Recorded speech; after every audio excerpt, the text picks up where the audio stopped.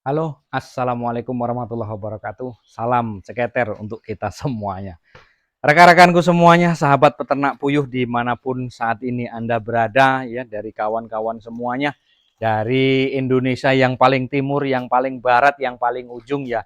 Apa kabar kalian? Mudah-mudahan tetap masih setia di channel saya, yaitu di Edi Puyuh Jambi tentunya. Nah, kali ini kami mencoba mengangkat dari beberapa pertanyaan-pertanyaan yang mau melangkah, mau pemula, mau bisnis baru di bidang peternakan puyuh. Ini banyak sekali pertanyaan saya melalui website pribadi saya. Jadi banyaknya yang ngomong ternak puyuh itu prosesnya lama nggak, Pak? Ya, dari sini mungkin saya jawab, kita obrolan dulu sebentar sedikit ya.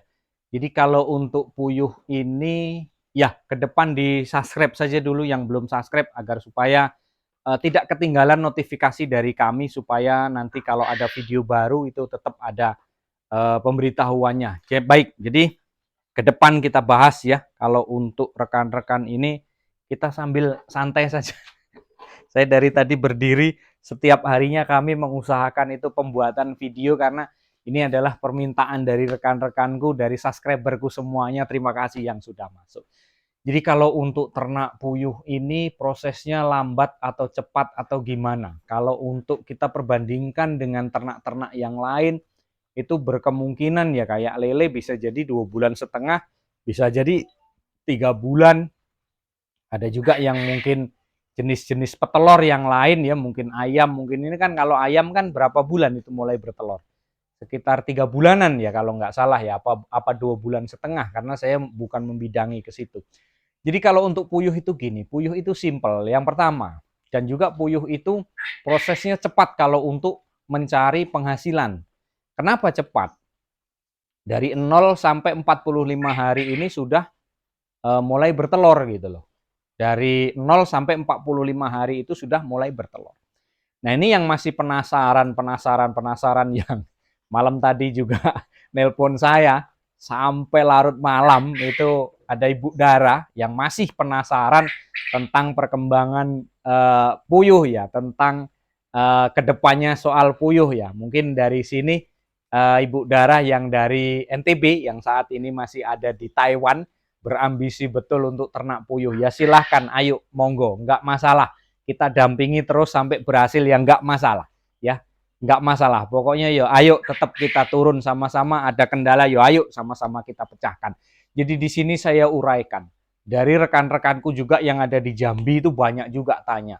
Jadi kalau untuk proses itu lebih cepat dengan bisnis apa ya, telur ayam, apakah mungkin lebih dengan ayam pedaging, ataukah mungkin dengan dibandingkan dengan yang lain, ataukah kambing, ataukah apa? Kalau saya pribadi, ya kita memilih boleh kan, karena memang hidup itu harus terkadang harus menentukan pilihan gitu. Kalau saya pribadi memilih ternak puyuh, kenapa? Yang pertama simple. Kemudian yang kedua, itu lebih cepat untuk mendapatkan hasil. Lebih cepat untuk mendapatkan keuntungan. Karena apa? Di usia 0 sampai umur 45 hari, itu puyuh itu sudah mulai belajar bertelur. Bahkan terkadang itu di umur 38 hari itu, dari kawan-kawan pengakuan itu, kalau menggunakan pakan yang bagus, itu di umur 38 hari itu sudah mulai belajar bertelur.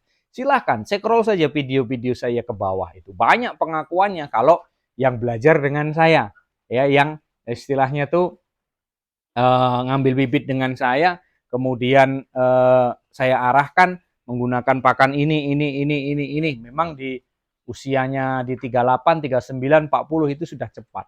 Di umur 45 hari ya sudah bertelur. Di 55 hari, taruhlah 2 bulan, itu sudah normal. Sudah normal untuk bertelur. Nah, dari situ sudah bisa kita mengambil keuntungannya gitu. Ya, memang kalau kita berbicara keuntungan, itu bukan perkara yang mudah. Itu bukan perkara yang mudah. Kita harus melewati fase dulu, melewati dari merintisnya dulu gitu. Bukan kita istilahnya itu simsalabim kita main sulap hari ini dobrak langsung ternak banyak, ya enggak juga. Justru yang kesini belajar, saya sarankan dari sedikit dulu. Rata-rata seperti itu. Dari 200, 300 sekarang sudah sampai 1000. Kenyamanan mereka kalau ternak di atas 1000, kan gitu. Ada di video saya jelaskan juga kalau kita mau berhasil harus ternak berapa, yaitu saya jelaskan juga di situ. Nah, kemudian selain prosesnya cepat untuk mendapatkan hasil, ya, masa akhirnya itu pun juga ya agak lama juga, tergantung perawatan. Saya menggunakan pakan ini kebanyakan pakan murni terus. Dulu memang pernah saya ngoplos itu dulu pernah. Cuman lama-lama juga selisih kita ngoplos dengan pakan murni itu selisih di biayanya, di duitnya itu nggak seberapa banyak. Jadi saya memilih untuk beli pakan murni saja dari pabrikan gitu. Nah, terus kemudian masa akhirnya itu berapa tahun, Pak? Kalau untuk masa akhir setahun setengah ataupun 2 tahun masih bisa, terkadang masih bisa. Setahun setengah di-upgrade semuanya, enggak juga. Sistem kita ngupgrade puyuh itu enggak langsung semuanya. Terkadang mana yang enggak bertelur aja kita sortir, kita keluarkan gitu. Jadi kalau untuk dikatakan puyuh itu simpel ya Pak, puyuh itu cepat ya Pak menghasilkan uang, ya saya jawab iya. Kenapa? Ya karena dari 0 sampai 45 hari itu tadi sudah menghasilkan gitu.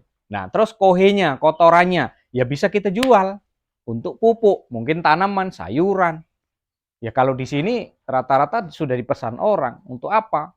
Untuk sawit, untuk sayuran gitu. Ya, banyak juga yang seperti itu. Dari kotorannya pun seperti itu, sudah banyaknya yang pesan gitu. Nah, terus kemudian prosesnya unik.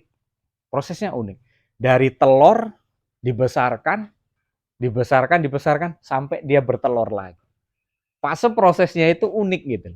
Dari telur kita tetasin, terus dia tumbuh besar, dewasa, hingga dia bertelur lagi. Dari telur balik ke telur lagi gitu.